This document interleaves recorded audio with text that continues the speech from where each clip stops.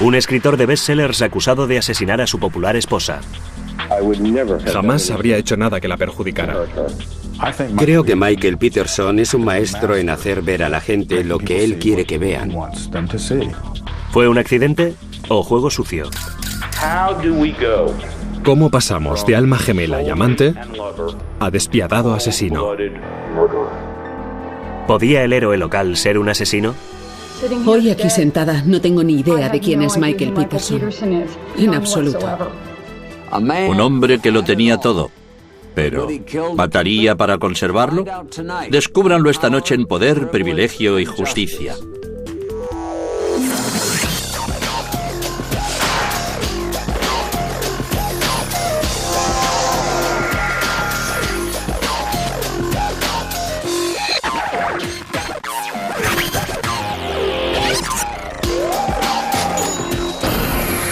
Crímenes imperfectos, ricos y famosos.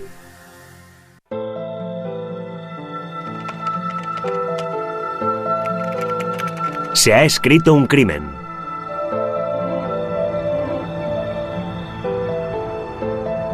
Durham, Carolina del Norte. Hogar del novelista de éxito y columnista de la prensa Michael Peterson y de su esposa Kathleen, destacada figura de la escena social. Eran una pareja de verdad. Mantenían la clase de relación que todo el mundo desea o intenta conseguir.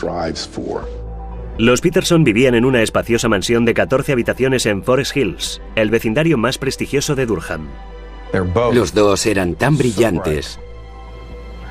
Los ponías juntos y tenían un torbellino de inteligencia, carisma, emociones y perspicacia. A la gente le gustaba estar cerca de ellos. Todo el mundo en Durham conocía a los ricos y populares Peterson. Kathleen era habitual en los acontecimientos sociales. Michael era un escritor de éxito y veterano de guerra. Pero todo ello iba a cambiar en diciembre de 2001, cuando la policía recibió una llamada telefónica desde la casa de los Peterson.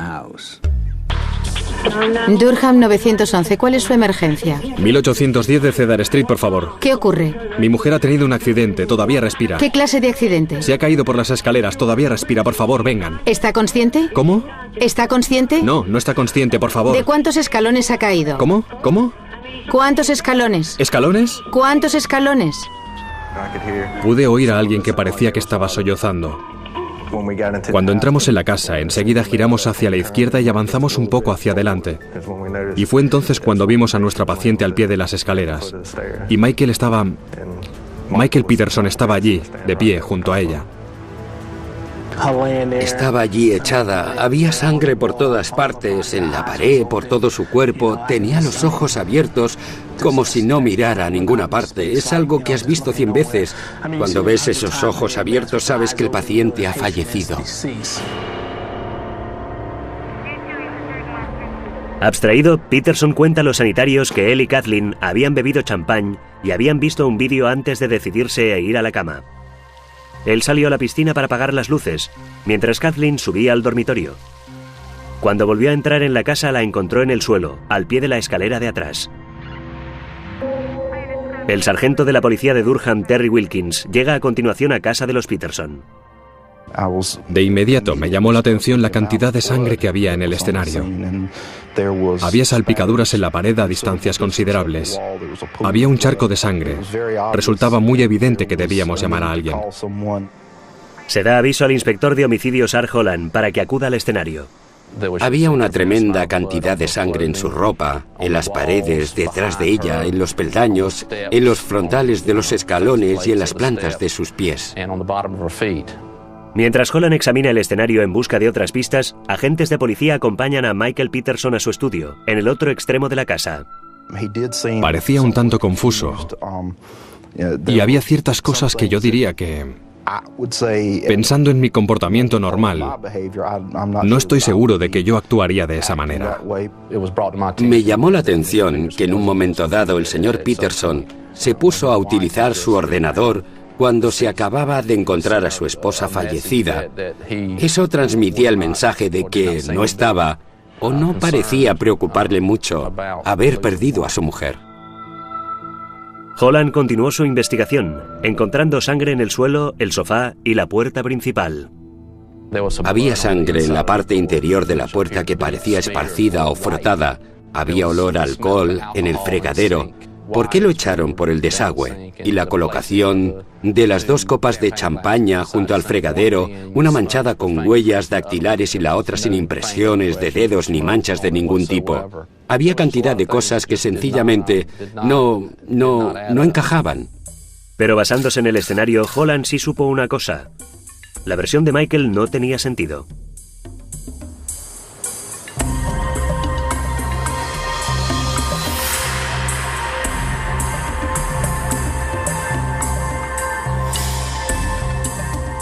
Es la clase de titular que te corta la respiración, porque se trata de Forest Hills, porque se trata de la esposa de Michael Peterson, porque es Kathleen Peterson, merecedora del máximo respeto, porque parecía sospechoso, porque era sangriento. Estaba absolutamente abstraído. Eran de verdad una pareja muy unida. Había perdido a su mejor amiga, su compañera y todo lo demás. Estaba totalmente aturdido. En los días que siguieron a la muerte de Kathleen, Michael no llamó la atención. Pero al no tener respuestas, la familia de Kathleen enseguida empezó a sospechar.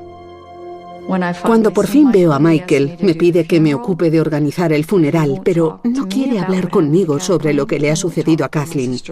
No quiere hablar con mi hermana Lori sobre lo que le ha sucedido a Kathleen, pero en cambio habla con su hermano Bill y habla con un abogado. Rige perfectamente bien. Los investigadores se enteran de que el hijo de Michael, en un aparente esfuerzo por explicar la caída, está contando a la gente que Kathleen estaba borracha la noche de su muerte.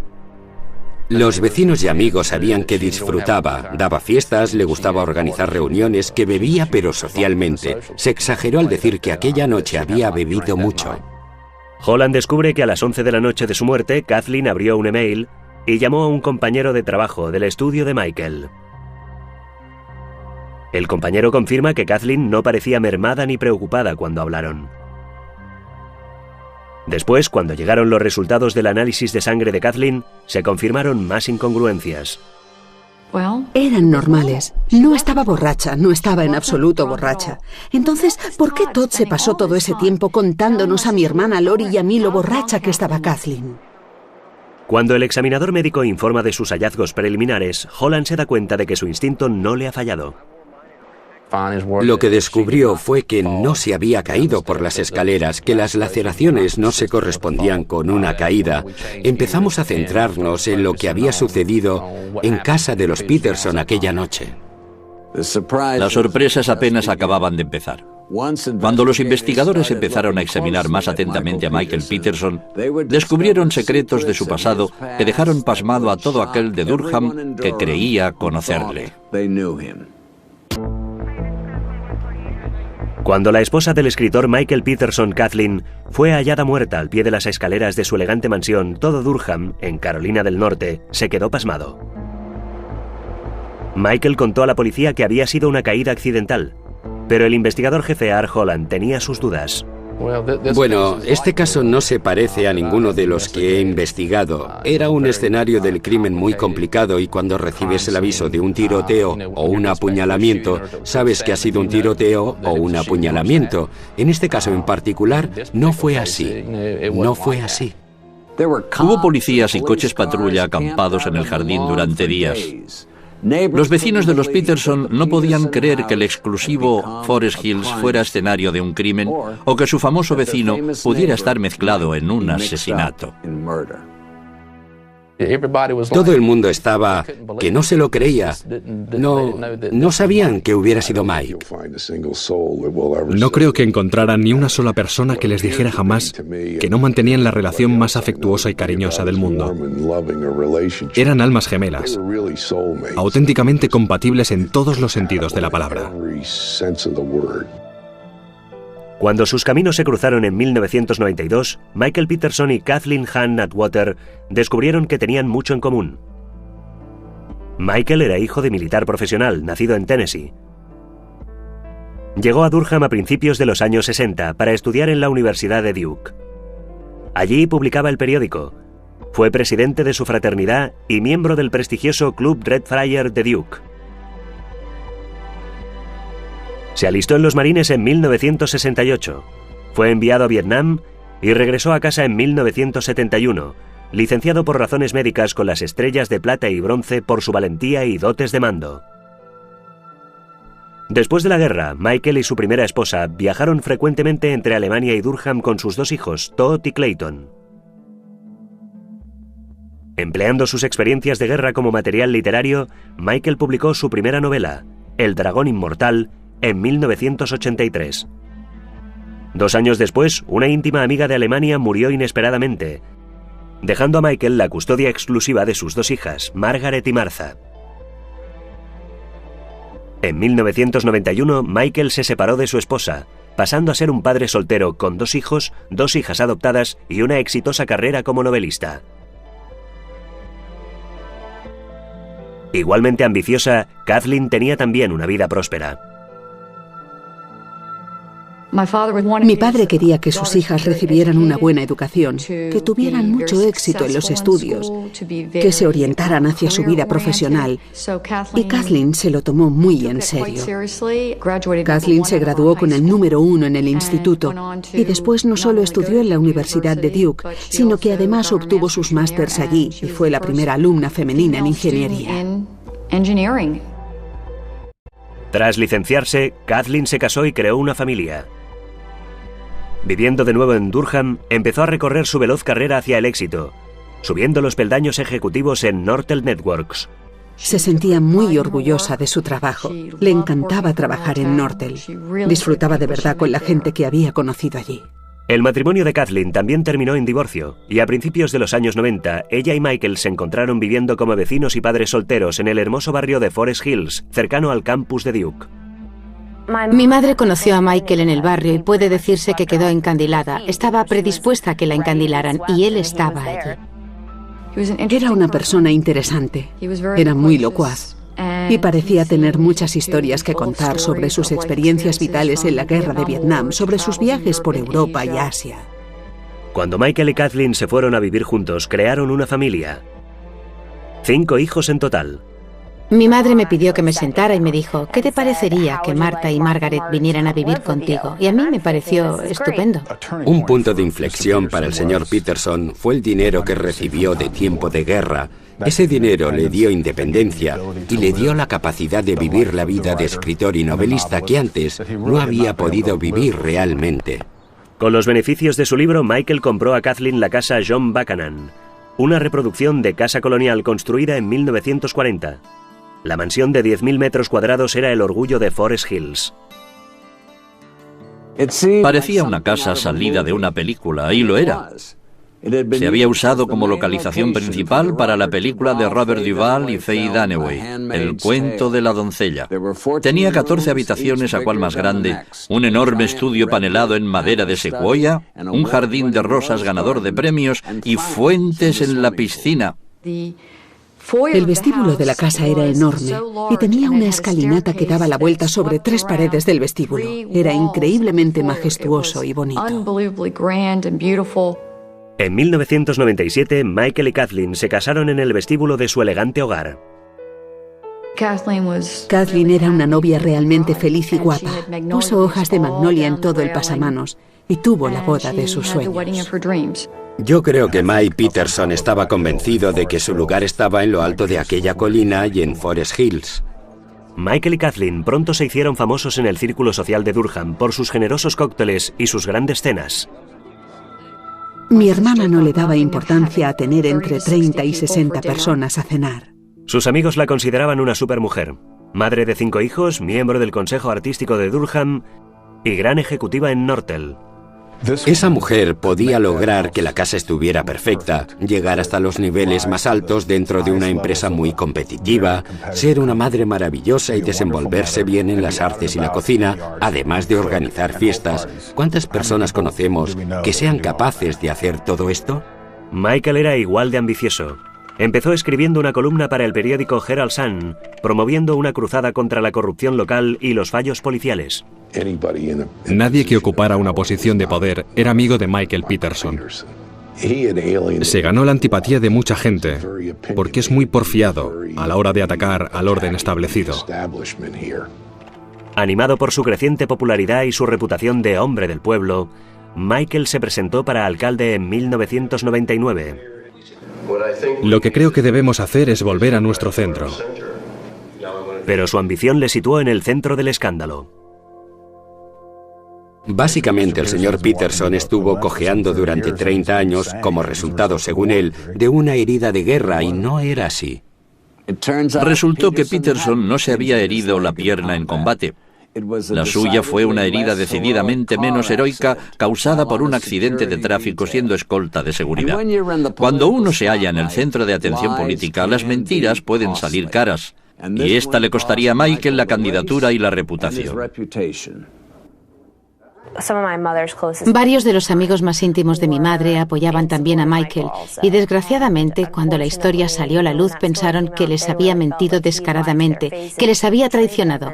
Y esa fue realmente la primera vez en la que vi a mi madre ejercer solo una especie de sumisión ante Michael. Era como decir, es mi marido y yo le apoyo. Fue una terrible caída en desgracia, una caída en desgracia de las más duras que se pueden tener como persona. Me refiero a que creo que él era un hombre nacido con un tremendo talento. Y miren lo que pasó. La derrota en su candidatura a alcalde fue solo el comienzo de toda una serie de fracasos para Michael. 2 años después se presentó al Consejo Municipal y tuvo que afrontar otra derrota. Después, la suerte de Kathleen empezó también a agotarse. Me di cuenta de que su vida empezaba a cambiar, al igual que las vidas de otras muchas personas, cuando las acciones de alta tecnología empezaron a bajar. A veces había tenido acciones por valor de varios millones de dólares, acciones y opciones de compra, y el precio de las acciones empezó a bajar drásticamente. Las acciones de Nortel eran un plan de jubilación. En un momento dado hizo planes de trasladarse a París y tener una segunda casa allí. La vida perfecta de los Peterson empezaba a desenmarañarse, en el trabajo y en casa. La casa siempre necesitaba muchas reformas. Cualquier cosa que se hiciera para repararla nunca costaba un par de cientos de dólares, sino que eran miles o decenas de miles de dólares el coste de la reparación. Ella hablaba constantemente del trabajo. Recuerdo que había veces que me llamaba llorando histéricamente y creo que eso realmente hacía mella en mi madre. Era evidente que padecían un importante conflicto de liquidez. Tenían una deuda en sus tarjetas de crédito por un valor de $143.000, lo que para la mayoría de la gente es muchísimo. Estaba claro que los Peterson tenían dificultades económicas. La casa, las acciones, las facturas. Pero no crean que Michael no estaba al tanto de lo que quedaba. 1,8 millones de dólares el valor del seguro de vida de Kathleen. Se iban acumulando pruebas de la implicación del popular novelista Michael Peterson en la muerte de su esposa, pero muchos amigos continuaban creyendo que era inocente. Creo que la gente que le conocía no podía creerlo y le apoyaban, pensando que era un tema político, que se habían propuesto ir a por él. Y la gente que no le conocía daba por hecho que era culpable. Mi madre y Michael mantenían una relación absolutamente afectuosa y es imposible que ninguno de los dos hubiera deseado jamás mal alguno al otro. La gente se preguntaba por qué le había apoyado tanto en aquel momento, pero entonces no podía pensar de otra manera y al fin y al cabo, ¿quién desea pensar que su padrastro ha hecho algo semejante? Mi madre se habría sentido absolutamente horrorizada y esto habría sido lo último que habría deseado que le ocurriera a su marido.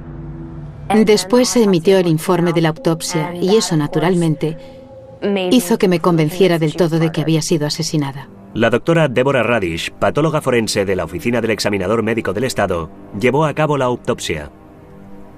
Al final del examen de la autopsia, teniendo en cuenta el número de laceraciones en el cráneo, su situación, su orientación, junto con la lesión en el cuello, el dictamen fue inequívoco.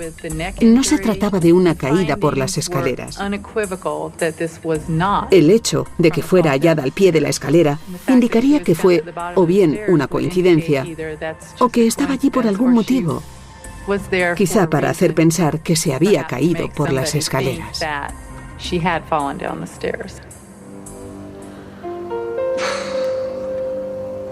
Las fotos rebasaban los límites.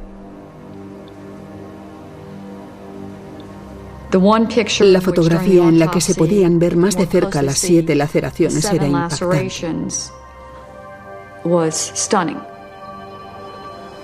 Con eso bastó. Aquel fue el momento definitivo. Aquel hombre que había golpeado a mi hermana hasta matarla no iba a salir impune. El 20 de diciembre de 2001, Michael Peterson fue acusado del asesinato de su esposa Kathleen. Él mismo se entregó en la cárcel del condado de Durham y después, flanqueado por sus 2 hijos, sus 2 hijas y su hermano Bill, Michael habló públicamente por primera vez. Kathleen era mi vida. He susurrado su nombre en mi corazón 1 millar de veces. Ella está ahí, pero no puedo dejar de llorar. Jamás habría hecho nada que la perjudicara. Soy inocente de esos cargos y lo demostraremos en el tribunal. Michael pasó casi 1 mes en la cárcel antes de que un juez le permitiera depositar una fianza. Regresó a casa para esperar el día del juicio. La gente se pregunta cómo puedo salir, pero yo no he hecho nada. Soy totalmente inocente de esos cargos. Recuerden, Michael Peterson había hecho una segunda carrera profesional como columnista, y mucha gente creía que estaba pagando el precio de haber acosado a las fuerzas vivas locales. Pero el inspector Holland estaba a punto de descubrir un capítulo del pasado de Michael que lanzaría ondas de choque que sacudirían Durham. Recibí un mensaje telefónico para que llamara a una señora llamada Margaret Blair, de Rhode Island, con respecto al caso Peterson. Cuando la llamé, me reveló que tenía una hermana llamada Elizabeth Radcliffe, que había muerto en 1985 cuando vivía en Alemania, que la señora Radcliffe fue hallada muerta al pie de las escaleras de su casa y que Michael fue la última persona que vio a Elizabeth con vida. La autopsia había determinado que Elizabeth Radcliffe murió de una hemorragia cerebral y se dictaminó que la muerte había sido accidental. Después de la manifiesta tragedia, Michael adoptó a las 2 hijas de Elizabeth. Michael me contó que Elizabeth había muerto al poco tiempo de morir su marido. Me dijo que tenía un tumor cerebral. Michael jamás me contó que la habían encontrado al pie de las escaleras de su casa. La impresión fue tremenda. El caso Radcliffe, otra muerte, una posible pauta. En abril de 2003, varios fiscales van a Texas para exhumar el cuerpo. Nos pareció también muy raro que 2 personas que habían estado tan próximas a él pudieran haber muerto de forma tan similar. Era un gran riesgo para la acusación exhumar un cuerpo sin saber si existiría alguna evidencia de asesinato o de posible asesinato, y la había. Lo que encontramos en este caso de nuevo fueron múltiples laceraciones en el cráneo. De hecho, en esta ocasión había 7 laceraciones. Las similitudes eran inquietantemente extraordinarias. La autopsia reveló que, efectivamente, las 2 mujeres habían sido asesinadas. Otra mujer en la vida de Michael, hallada muerta por las mismas causas, en las mismas circunstancias. Vaya, esa es una gran coincidencia. Y hasta para los amigos de Michael empezaba a resultar difícil creer en su inocencia. Pero la policía estaba a punto de conocer algo sobre el tren de vida de Michael que sería aún más incriminatorio. El arresto de Michael Peterson por el asesinato de su esposa Kathleen conmocionó a todo Durham. Pero su relación con una muerte similar en una escalera en Alemania hizo a sus amigos preguntarse quién era Michael en realidad. Cuando me enteré de que Liz había muerto al caerse por unas escaleras, me quedé atónita. Ya eran 2 mujeres halladas muertas al pie de una escalera. Increíble. Los 2 hijos de Michael, Todd y Clayton, apoyaron fervientemente a su padre desde el primer día. Incluso sus hijas, Margaret y Martha, que habían perdido ya a 2 madres en similares caídas, continuaron a su lado. 4 hijos apoyando vigilantemente a Michael Peterson y la única hija de Kathleen Peterson diciendo, aquí hay algo que no va, hasta que Caitlin se desligó y todo cambió. Creo que fue entonces cuando me di cuenta de que yo estaba participando en una misión para que no condenaran a Michael, pero esa nunca había sido mi misión. Lo que yo quería en realidad era llegar al fondo de lo que le había sucedido a mi madre. La policía creía saber exactamente qué le había ocurrido a Kathleen, que Michael la había matado por el dinero de la póliza. Paradójicamente, Michael iba a usar ese dinero para defenderse. Contrató a un abogado con gran poder y alto precio, David Rudolph. Michael tenía un largo historial de desafiar a la autoridad en Durham. No solo a la policía, sino a la estructura del poder, a los editores del periódico. Bien, ¿creo yo que la policía de Durham se propuso ir a por Michael de una forma consciente? No, yo no creo eso. Creo yo que su punto de vista sobre el escenario y sobre Michael se vio influido por el hecho de que tenían opiniones negativas sobre él. Son seres humanos, y eso nos influye a todos. Al enfrentarse a Rudolph, la acusación supo que iba a tener una única posibilidad de hacerlo bien. Lo que teníamos que hacer era demostrar que había sido un homicidio y no una caída accidental. Y teníamos que vincular al señor Peterson con él. La acusación tendría que demostrar que Peterson tuvo un móvil económico. Básicamente tenían que vivir mes a mes a base de tarjetas de crédito. Ella estaba a punto de perder su empleo. Todas esas cosas combinadas, desde un punto de vista económico, creemos que provocaron considerables tensiones en esa casa. El móvil económico era un tanto absurdo.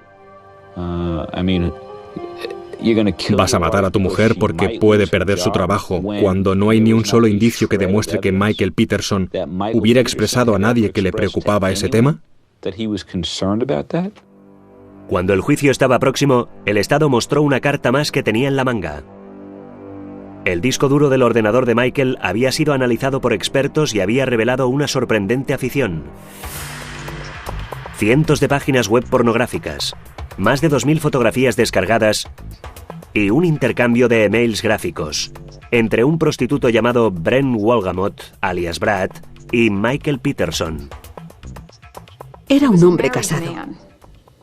¿Y era así como pasaba su tiempo libre mientras mi hermana estaba trabajando? Uno dice inmediatamente, ¿qué clase de matrimonio era ese? ¿Él es gay? ¿Es bisexual? ¿Y podían tener la clase de matrimonio que describían si él es bisexual? Nada en absoluto indicaba que Michael Peterson estuviera manteniendo ningún tipo de relación fuera de su matrimonio.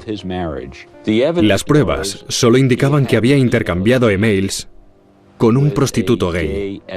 Y nada más que eso. El Estado parecía tener un caso sólido contra Michael Peterson.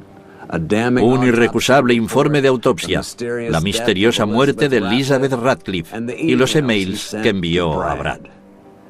Pero, ¿dónde estaba el arma homicida? Una pregunta sin respuesta es lo único que necesita un abogado defensor inteligente. Y así empezó el juicio.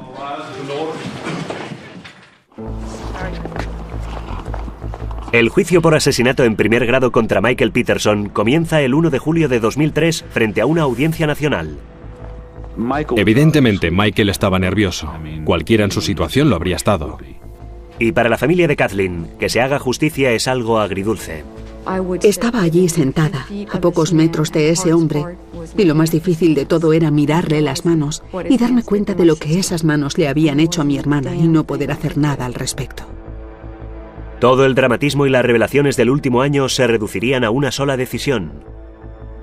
¿Fue un terrible accidente o fue un asesinato?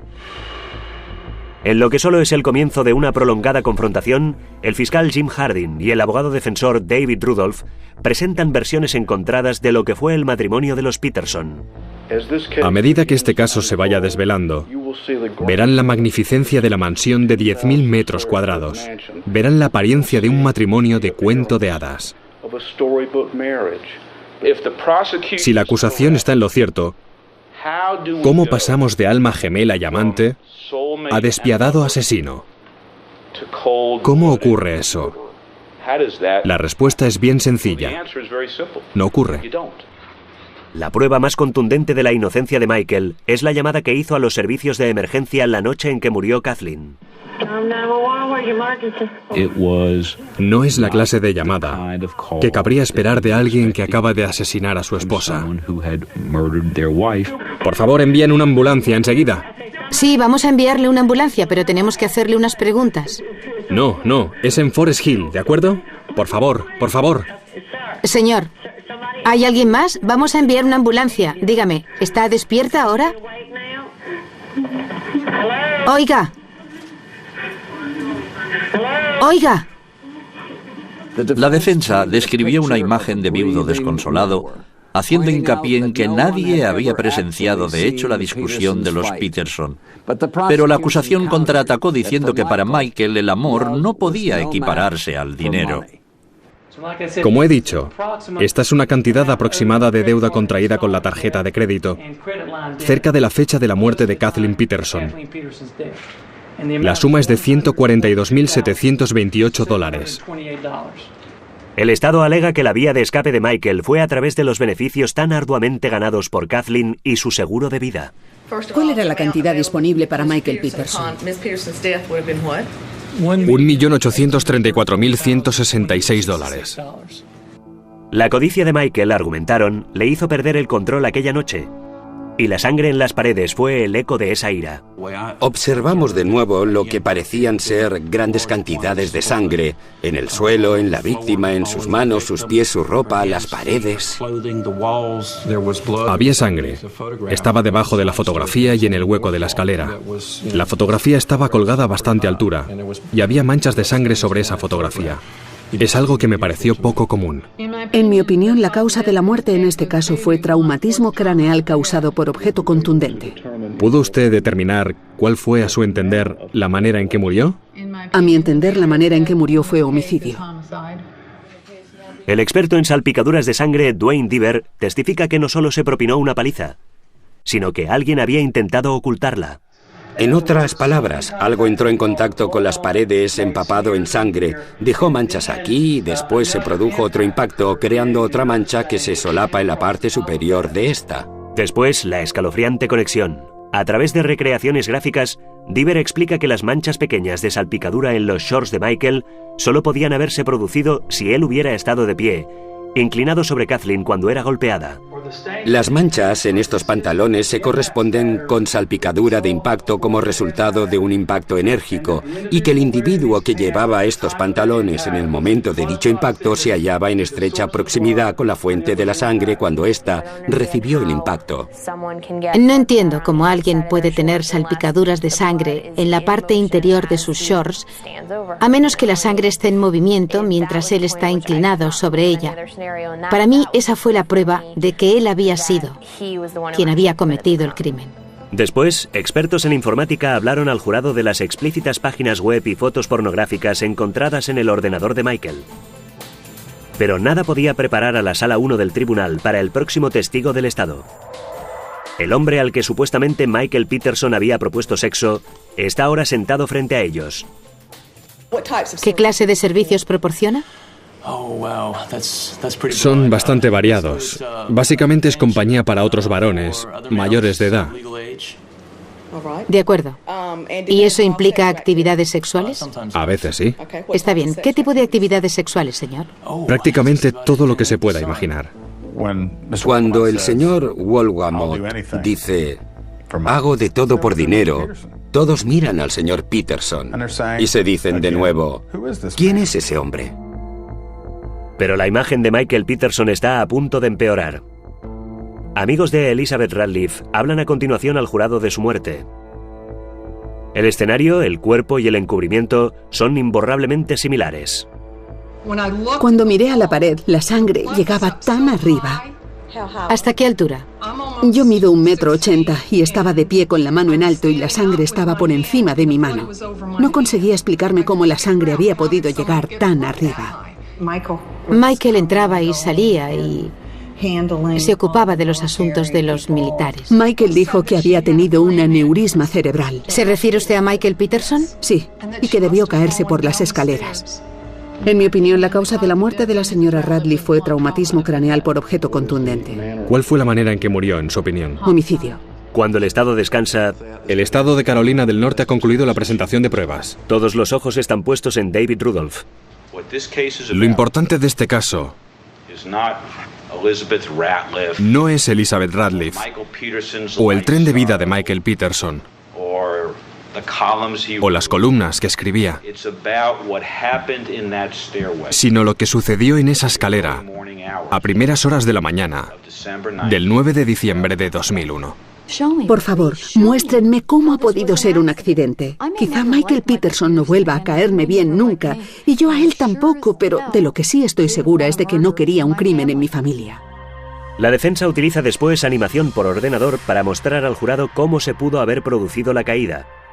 Y sostiene que Kathleen, con las facultades mermadas, cayó no una vez, sino varias. No puedo decirles que fue así como cayó exactamente, porque las caídas pueden producirse de 1 millón de maneras distintas, con 1 millón de variaciones distintas. Pero lo que sí puedo decirles es lo que dirán nuestros expertos, que las lesiones en el cuerpo de Kathleen Peterson, no solo las laceraciones, sino los hematomas, todos pueden atribuirse a este tipo de caída. Para refutar las pruebas más convincentes de la culpabilidad de Michael Peterson, las salpicaduras de sangre, Rudolph llama a un renombrado experto en escenarios de crímenes, el Dr. Henry Lee. En su opinión, las pruebas de las manchas de sangre de la casa de los Peterson y la ropa, consideradas en conjunto, ¿se corresponden con una muerte a golpes? No se corresponde. La salpicadura de sangre toma distintas direcciones y hay demasiada salpicadura de sangre. La cantidad total de salpicadura la calculamos en aproximadamente unas 10.000 gotas distintas de sangre o más, mientras que en el caso de una paliza no es así. Vi al Dr. Henry Lee testificar en el juicio de William Kennedy Smith y en el juicio de O.J. Simpson. Puede llegar a ser muy vistoso, pero en este caso resultó ser más vistoso de lo que la defensa deseaba. Entre las expectativas despertadas por el Dr. Lee y el impacto provocado por su testimonio se produjo una gran brecha. Se dedicó a escupir ketchup, lo que muchos consideraron una falta de respeto. Dijo que había demasiada sangre para que hubiera sido una caída, pero ¿había la suficiente para que fuera un accidente? Tras haber visto a los expertos de la defensa, dentro de mí sentía aún más el peso de su culpabilidad. Lo único que le falta a la acusación es un arma homicida.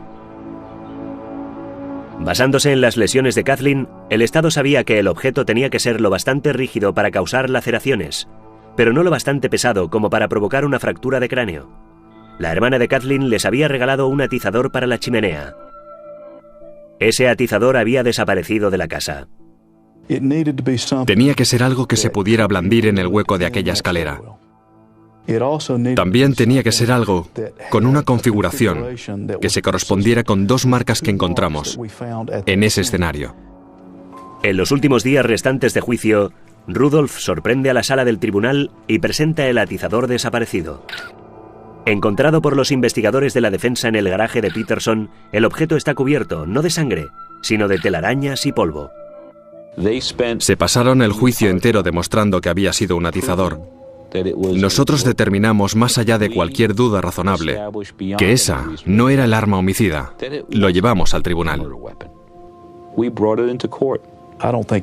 Imagino que nadie se creyó que justo lo habían encontrado pocos días antes de cerrar su presentación de pruebas. Había agentes de policía por toda esa casa. Literalmente la midieron centímetro a centímetro. Y si hubiera estado allí, lo habríamos encontrado. El jurado había visto de todo: sexo, dinero y una supuesta arma homicida. ¿Pero sería suficiente para condenar a Michael Peterson? Nosotros, los 12 miembros del jurado, anunciamos que declaramos al acusado. Ya hemos hablado del hecho de que es responsabilidad del Estado demostrar, más allá de cualquier duda razonable. El juicio de Michael Peterson por el asesinato de su esposa llegaba ya a su fin. Después de 13 semanas de testimonios, ahora le tocaba al jurado. Tenían que decidir si creían la historia más importante que había relatado jamás o enviarle a la cárcel de por vida. En sus alegatos finales, ambas partes instaron al jurado a usar el sentido común y a tomar la decisión correcta. Uno no decide matar a su esposa sin tener un buen motivo. La explicación más sencilla para el tipo de lesiones que presentaba Kathleen Peterson Y para el tipo de lesiones que no presentaba, es que se cayó. Para mí, las palabras más contundentes del juicio fueron las palabras tranquilas, suaves y sin embargo aceradas de Jim Harding, casi susurrando al jurado. Damas y caballeros, estas paredes nos hablan. Kathleen Peterson nos está hablando por medio de la sangre de esas paredes. Nos está pidiendo a gritos verdad y justicia. 4 años de matrimonio, una hermosa mansión, una familia inteligente y en armonía. Un vínculo que parecía indestructible había quedado reducido a 15 horas de deliberación. La suerte de Kathleen estaba ya decidida. Ahora le tocaba el turno a Michael. ¿El jurado ha alcanzado ya un veredicto unánime sobre el asunto que les ha sido sometido? Sí. Damas y caballeros del jurado, ustedes nos han entregado el siguiente veredicto. Estado de Carolina del Norte contra Michael Iver Peterson. Nosotros, los 12 miembros del jurado, anunciamos que declaramos al acusado culpable del cargo de asesinato en primer grado en el 10º día de octubre de 2003. Parecía surrealista el veredicto de culpabilidad, su primera falta de reacción, su ausencia inicial de reacción. No sé si estaba tan sorprendido. De hecho, vi a alguien que decía para sí: se acabó el juego. ¿Hay algo que desee decir antes de que el tribunal dicte sentencia?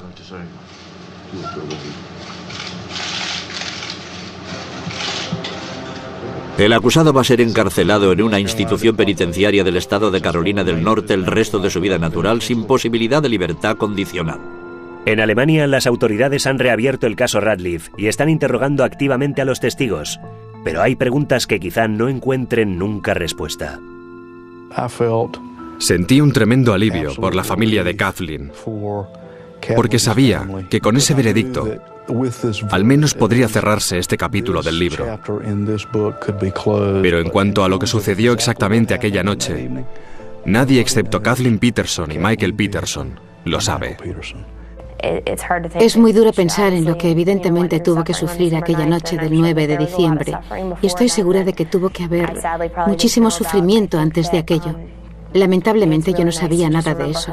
Creo que es muy bonito recordarla solo como una persona muy cariñosa y generosa, y sinceramente no creo que tuviera nada que lamentar, excepto que le habría gustado poder vivir 100 años más. Michael Peterson pudo haber sido una celebridad en un momento dado, pero sus compañeros reclusos no hacían cola precisamente para que les autografiara sus libros.